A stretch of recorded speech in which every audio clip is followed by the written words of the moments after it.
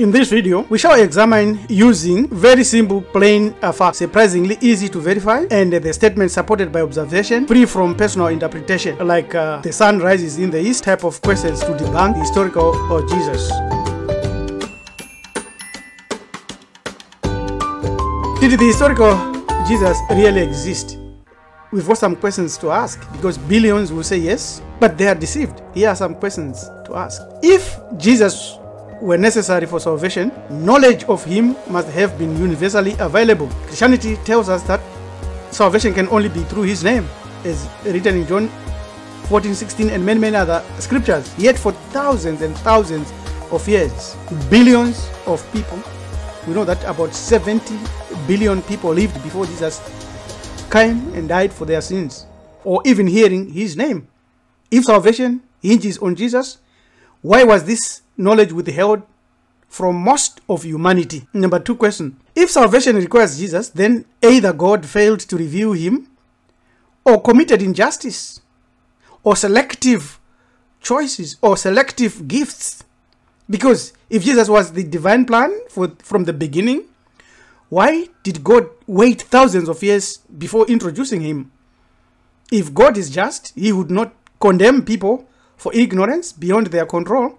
Either God deliberately left entire civilizations without access to salvation, which contradicts his justice, or Jesus was not originally central to God's plan. Number 3, who wrote the Bible? We know that it was not God. We know that it was not Jesus. We know that the writers of the Bible are not known. But we know the editors and those that crafted the doctrines of Christianity. These were the early church fathers who, we can say, wrote the Bible. Church fathers like Irenaeus, Tertullian, actually debated fundamental Christian beliefs that Jesus himself never articulated.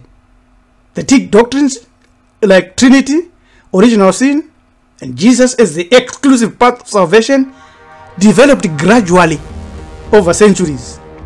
If Jesus' role was self-evident from the start, why did it take generations of debates and councils to define that?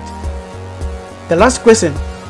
We know that the earliest writings do not portray Jesus as living, but as a mythical something, or Messiah something.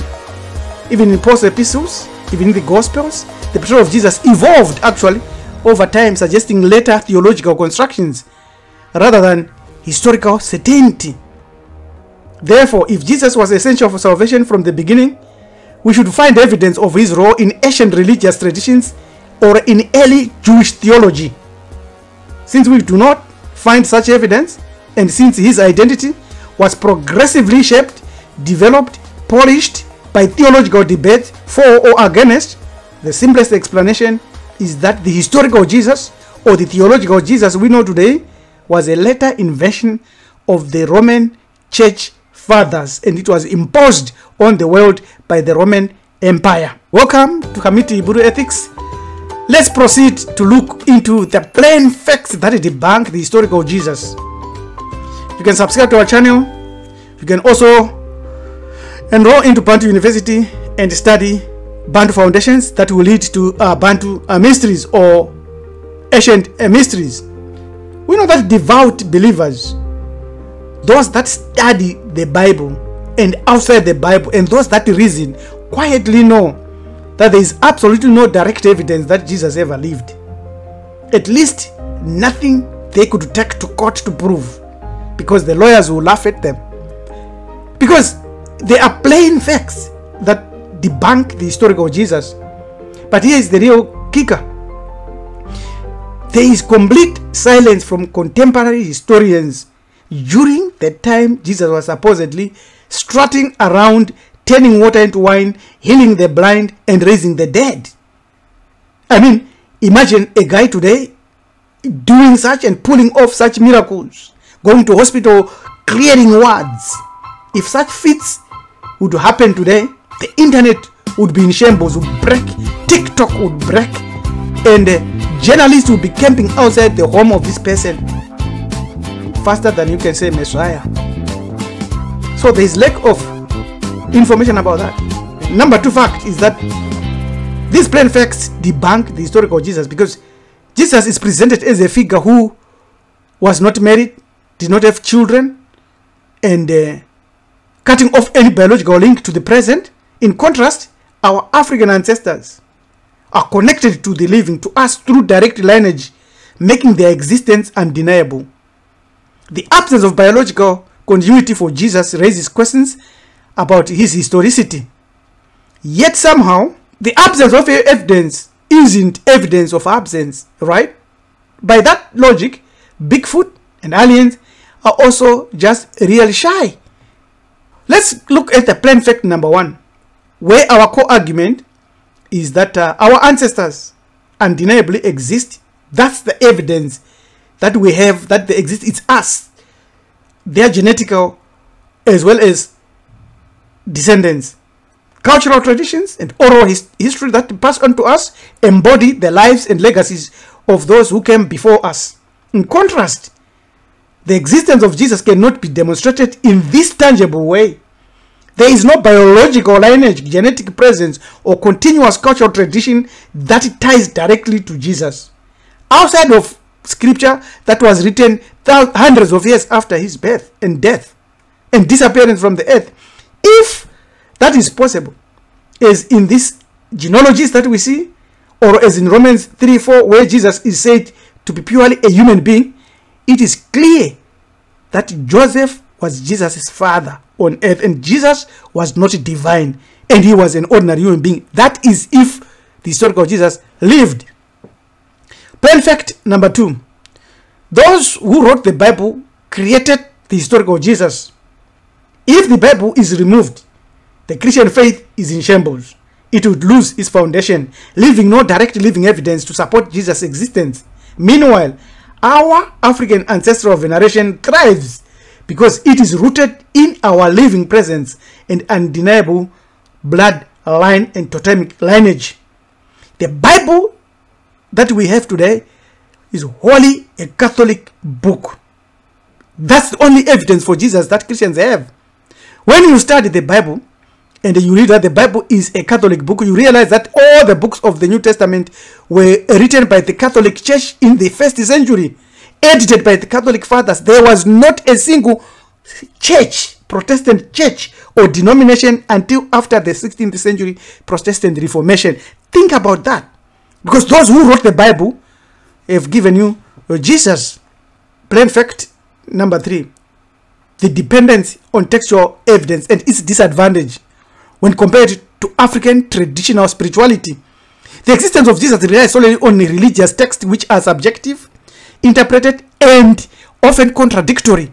Without the Bible, the figure of Jesus lacks historical or cultural proof, while African spirituality thrives on oral traditions. Let's look at plain fact number 4, absence of physical relics. Unlike ancient African ancestors whose burial sites, tools, or personal artifacts remain, there is no universally accepted physical relic directly tied to Jesus. The Turin Shroud, for example, is heavily debated and unproven. The fact here is that the tangible absence of material proof undermines claims of a historical presence, unlike ancestors who left physical imprints, civilizations, buildings, structures, statues, books, and many other proofs that you can think of and go to and reference. So that's plain fact number 4 that debunks the historicity of Jesus. More plain facts which debunk historical faith and historical Jesus. It is the imposed nature of Christianity. Christianity was historically imposed on African societies through colonization and slavery. The Catholic Church forced their views on Africans and indigenous peoples all over the earth.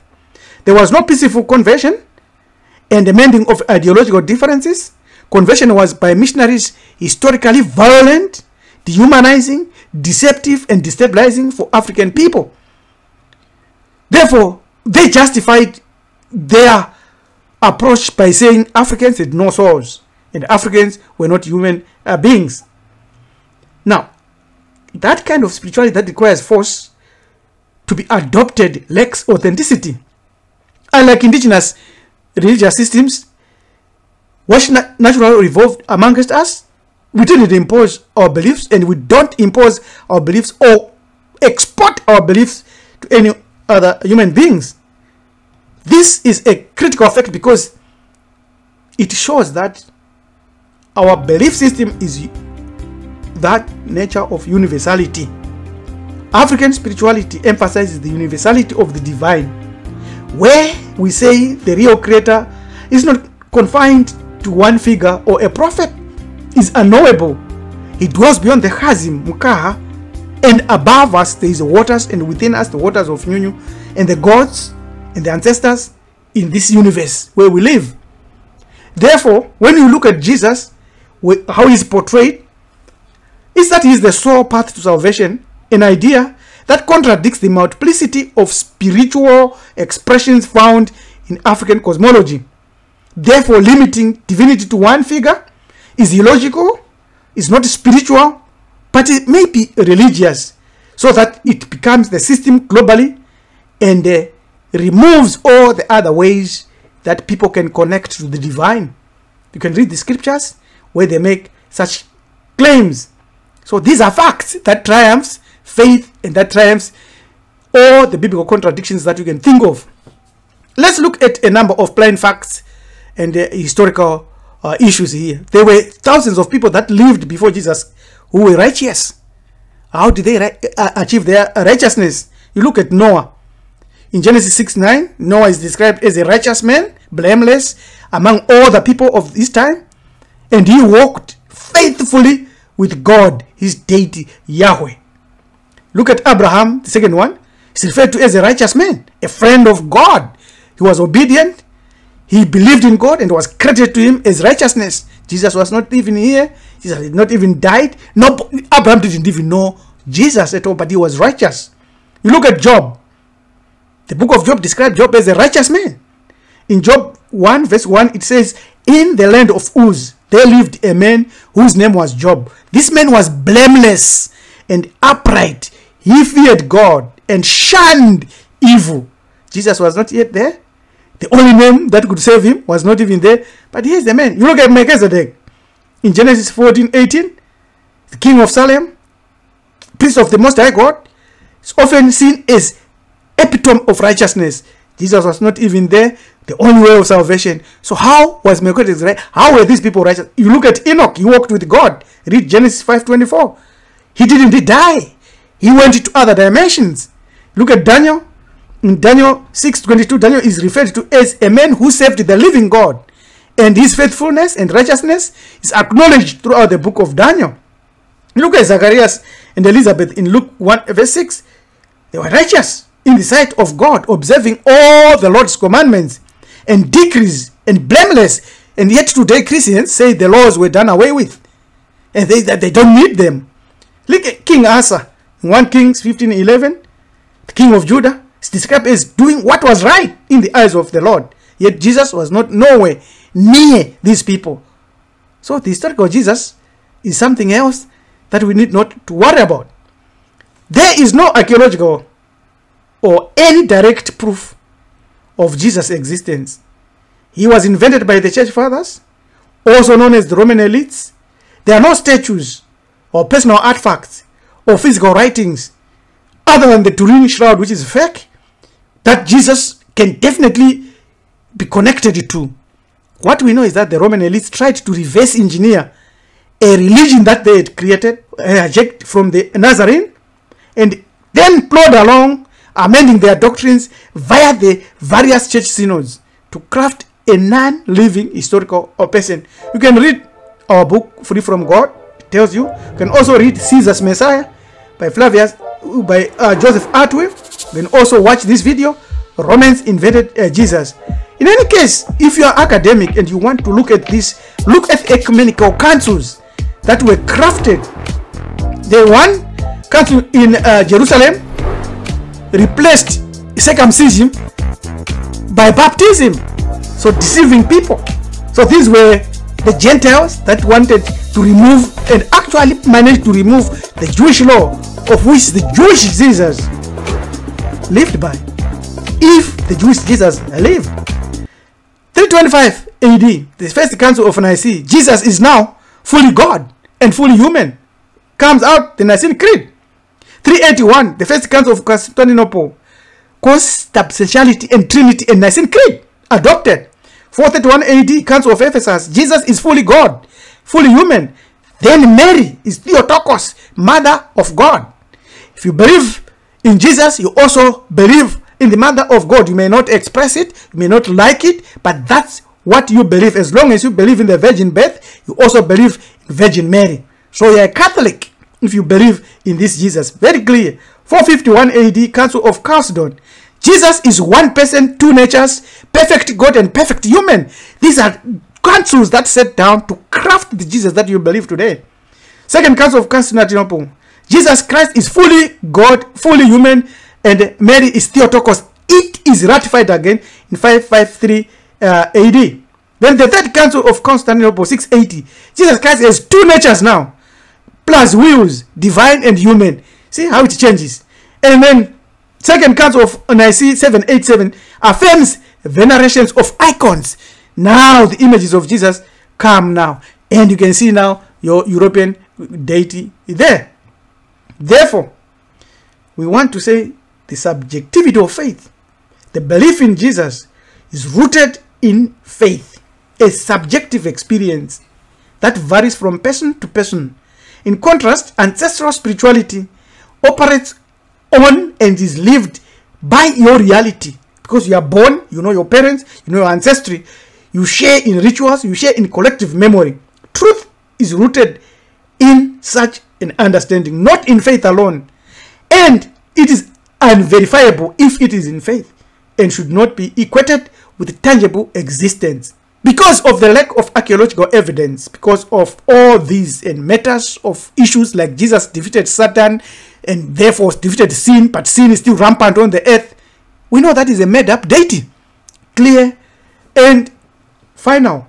So, did Jesus really exist? No. This video has examined historical and archaeological evidence to question the foundations of Christian faith and shared plain facts, which are simple, which are very straightforward, which you can prove. These facts debunks the historical Jesus. You can read the book by Dr. Walter Williams, who clearly demonstrated that there has never been a man of any race, creed or color that lived on the earth known by the name Jesus Christ. One reason why we must never accept Jesus is the lack of direct contemporary evidence for his existence during his lifetime. Unlike our gods, unlike your ancestors, unlike you, there is evidence for them that they existed because of you. There are no writings, statues, artifacts, or inscriptions directly attributed to Jesus himself. Jesus never wrote even a book, even a chapter, even a sentence. The earliest accounts of Jesus' life and teachings, primarily the Gospels, were written decades after his death. They are unreliable and they are contradictory. The absence of tangible, direct evidence makes it difficult for a rational person to accept the divinity of Jesus. For more information on this matter, on many other matters, subscribe to our channel, Hamiti Iburu Ethics. You can email us on lmtumizulu@marifado.org. lmtumizulu@marifado.org. You can also subscribe and enroll into our Bantu University so that you can study Bantu foundations, which will lead you to study African mysteries. I'm your manager to be Priest Rabbi LM Mujaganja, saying, till we meet again, stay alert, stay well, stay cool. Our salvation is what we share. Comment, like, and let us walk this journey together. Thank you. Have a great day.